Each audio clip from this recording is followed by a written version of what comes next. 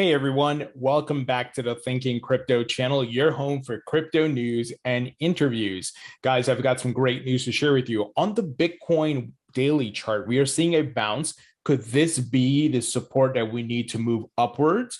Well, I want to share the details there and what we can expect. In addition, there's an update to PlanB's stock to flow model, and he weighs in on the current price action as well as price action for Q4 and what we could potentially expect. We also have adoption of Bitcoin, which I think is pretty cool. We have a football team or a soccer team putting Bitcoin on their balance sheet. We have a company now offering in-home Bitcoin mining, making it easier for the masses to mine, which I think is pretty incredible. We also have Gary Gensler, preaching to the young folks saying, hey, put your money into savings accounts and banks. And of course, we'll talk about why this is, of course, along the lines of what we've been saying, that he's controlled by the puppet masters who are the banking cartel. So that's why he's been going hard against stable coins and crypto lending and staking and so forth. We also have some big news around Ripple and the adoption of the XRP ledger, where you have a bank that is going to be building their CBDC on Ripple's private ledger. And we're going to talk about the 76ers, which is an NBA team. They are getting involved with a crypto exchange. So we're seeing the mass marketing start to ramp up. All right, guys. So before we get to it, please go ahead and hit the thumbs up button, leave a comment below, and hit the subscribe button if you're new here. It helps support the channel and it doesn't cost you anything. Guys, this video is brought to you by OKCoin Crypto Exchange, where you can buy, sell, and trade your favorite cryptocurrencies and you don't have to pay high fees. OKCoin charges low fees. You can also stake your crypto and keep 100% of the rewards. You don't have to pay any fees. In fact, OKCoin is the only place that you can buy Miami coin and stake it. I'm currently holding some Miami coin. I'm staking it, earning 430% APY in crypto rewards. So sign up with OKCoin, link in the description.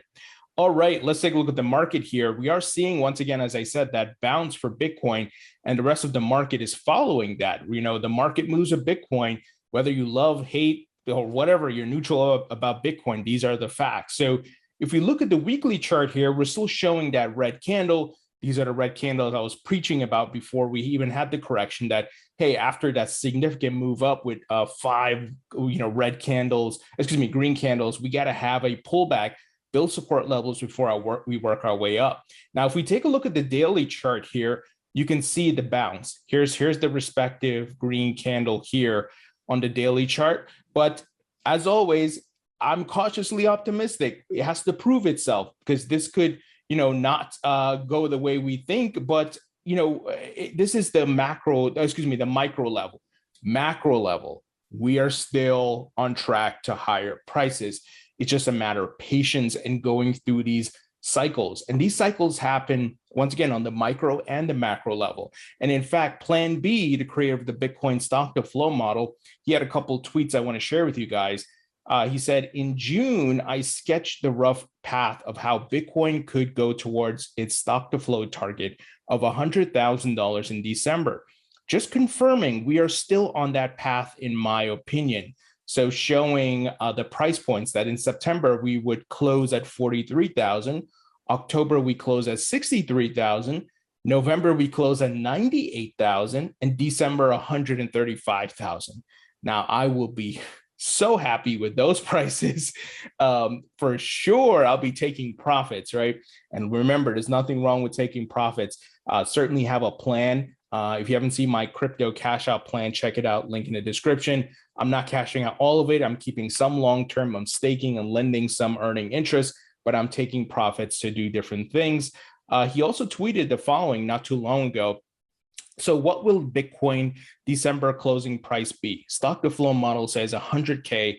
Time model, the logarithmic, oh my goodness, guys, it's one of those, I can't say these words. The logarithmic or logarithmic regression, oh, sorry about that, says $30,000. Next couple of months will be interesting. My money is on the stock to flow, of course. So you notice what he said here. He gave two scenarios, and I've given those scenarios to you guys, right? And I've broken it down by percentages. If from straight up, no BS, 80% or 85% I'm bullish that we see new all-time highs. But there is a 15% chance things don't go according to plan, right? As they do in life, that, just because we have this great chart and it's not 100% accurate, no chart is 100% accurate. We don't know what could happen. There could be a black swan event, something just doesn't go right, and then it doesn't happen. Now, is that likely? I don't think so, but you always have to keep these scenarios in the back of your mind.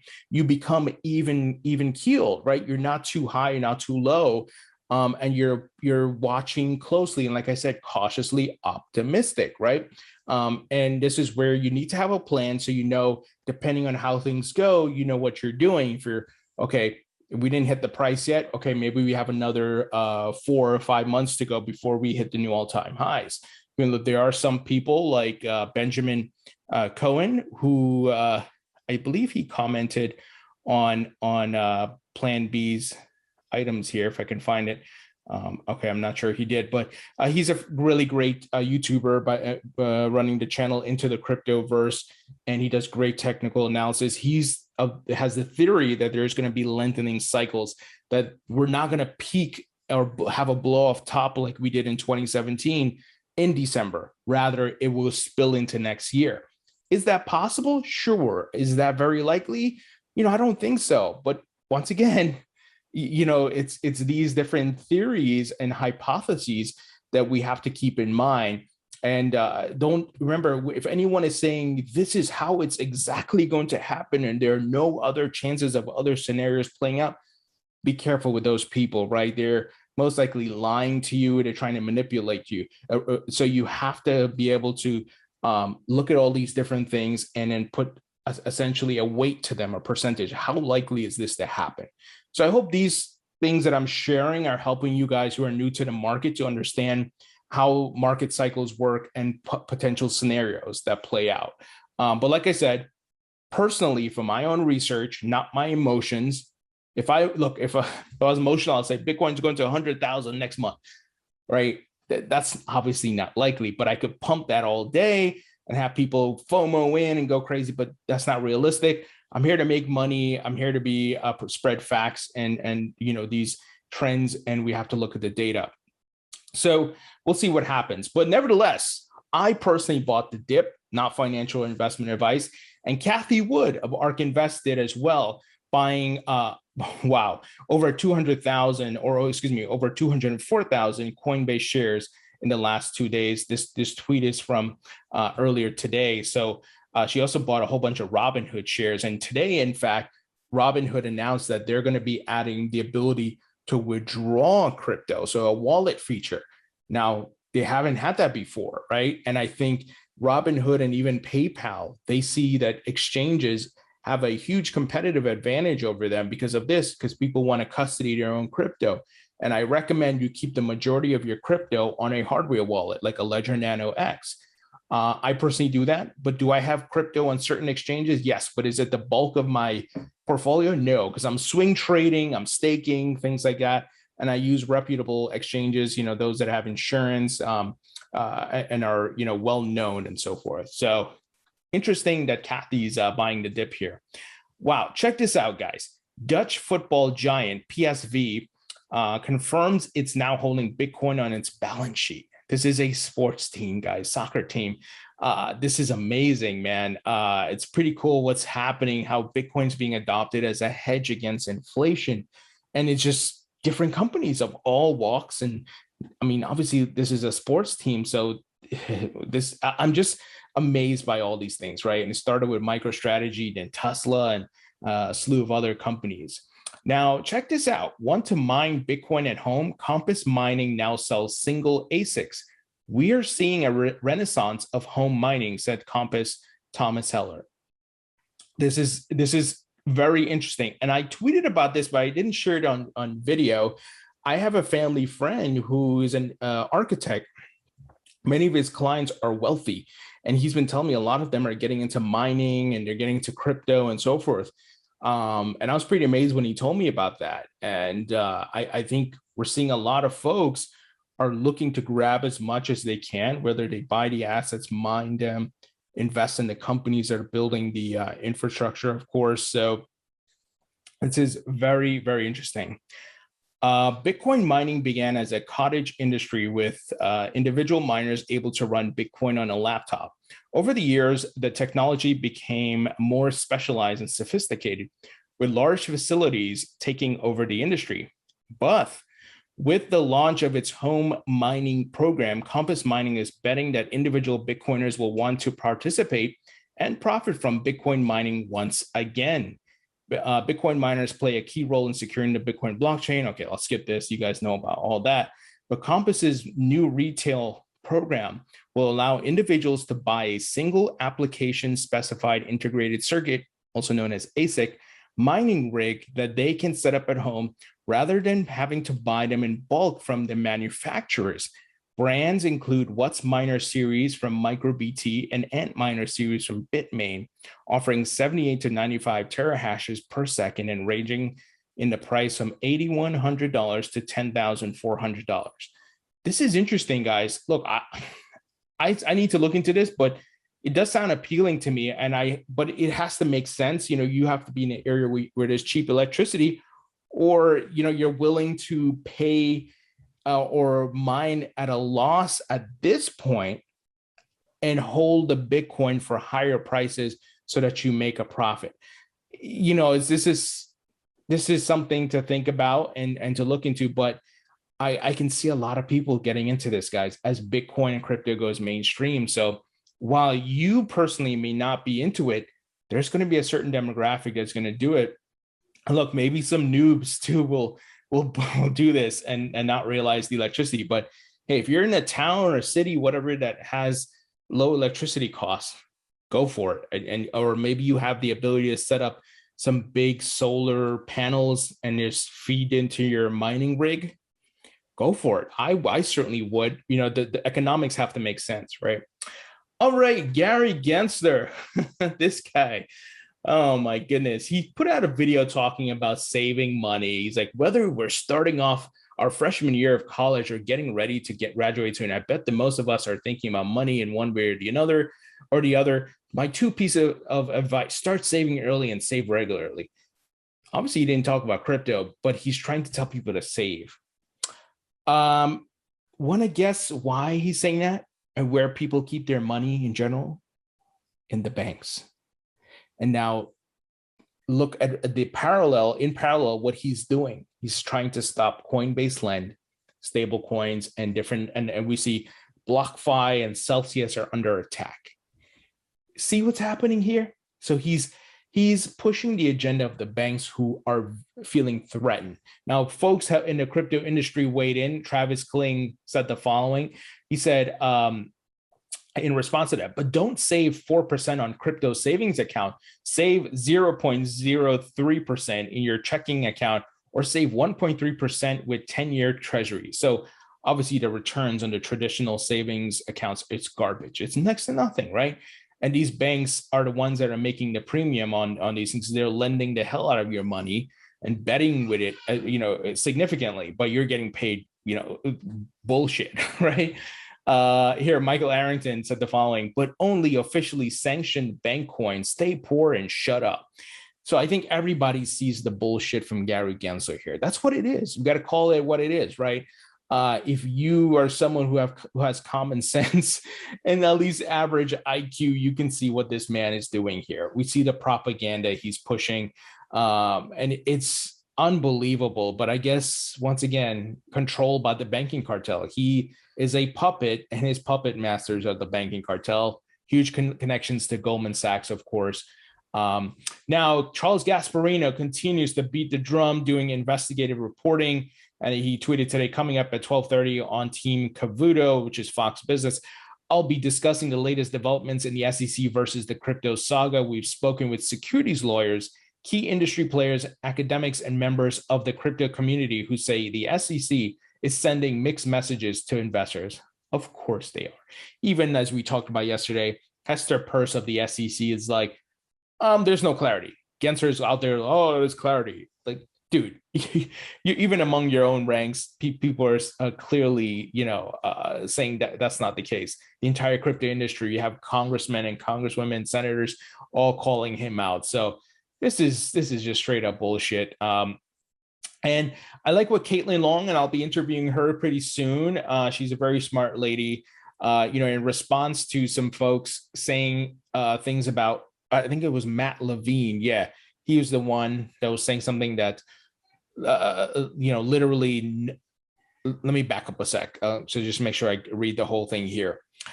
The crypto industry thinks that literally no cryptocurrency should be subject to U.S. securities law. So that's what he's saying. Now, nobody thinks that. We just want to make sure the laws are updated because you can't use an 80-year-old Howey test against the crypto market and digital assets. It's an entirely different ball game, right? Common sense would tell you this. So here's the thing. We need a new law. And are there some cryptos that are securities? Yes. I think anybody would tell you that. But we have to tread lightly here because it's a different environment. So I think there needs to be an updated version of that Howey test for cryptocurrencies. And will some fall into that securities? Yes. But, as Hester Peirce outlined, well, let's provide the safe harbor because it may start as a security, but over time, as the network becomes decentralized, it becomes a non-security, right? So Caitlin kind of highlights this, saying it's time for nuance. I'm in the crypto industry, and I don't think literally no crypto should be subject to U.S. securities laws, Matt Levine. In fact, I've been surprised at how little action SEC has taken against obvious securities, of which there are many, but not all. #nuance. But Gensler and his cronies don't want to do that because they want to shake you down and get their settlement money. That's a big part of how they operate, right? They don't want to put, here's the 10 rules, the 10 commandments, or whatever you want to call it, for the crypto market as it relates to securities. They don't want to do that. They just want to wait and see, oh, I'm gonna get you with this 80-year-old test or whatever it is. It's just so stupid. Anyway, moving ahead, big news if you hold XRP. The Royal Monetary Authority of Bhutan, if I'm saying that right, Ripple partner to pilot CBDC, which is a central bank digital currency, using private blockchain. Well, what is that private blockchain, my friends? It is the CBDC private ledger based on the public open source XRP ledger. And remember, in my interview with Ripple's David Schwartz, the CTO, the XRP federated sidechains. So this is live. They're going to have central banks building on the XRP ledger. This should be making major headlines. And I know, people maybe are a bit jaded and they get a bit of banner blindness, but this is massive, guys.